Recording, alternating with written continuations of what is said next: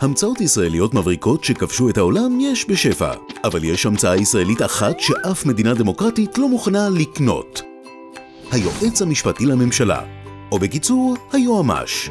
בואו נכיר את דינה זילבר, המשנה ליועמ"ש. 20 באוגוסט 2014, שר האוצר יאיר לפיד מחליט, מדינת ישראל לא תשלח בנות שירות לאומי לארגונים שמכפישים את חיילי צה"ל ופוגעים במדינת ישראל. אז החליט. זילבר חשבה אחרת. מבחינתה שוברים שתיקה ובצלם עוסקים ברווחה חברתית ולכן מגיעות להם בנות שירות. ההחלטה בוטלה. 26 באפריל 2015. תיאטרון על מידן עולה בהצגה שמעללת את וליד דקה, המחבל שחטף, עינה באכזריות ורצח את החייל משה תמם.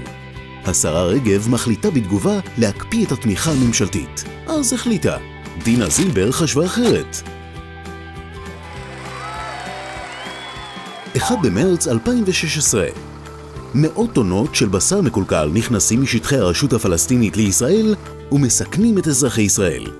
שר החקלאות אורי אריאל מחליט, הבשר יאסר בכניסה לישראל עד שיעמוד בתקנים בריאותיים בסיסיים. אז החליט. זילבר החליטה שהכלכלה הפלסטינית חשובה יותר. ההחלטה בוטלה.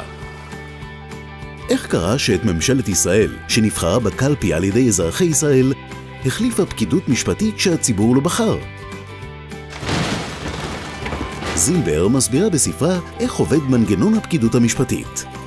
המומחים מהווים קהילה סגורה, בעלת שפה מקצועית המוכרת רק ליודעי המקצוע, כמו בוגרים של איזו כת סודית. באופן זה מתאפשר המשכה של שליטת המומחים בתחומים מרכזיים של קבלת החלטות. ובמשפט אחד, הרשות המחוקקת הפכה לבלתי רלוונטית.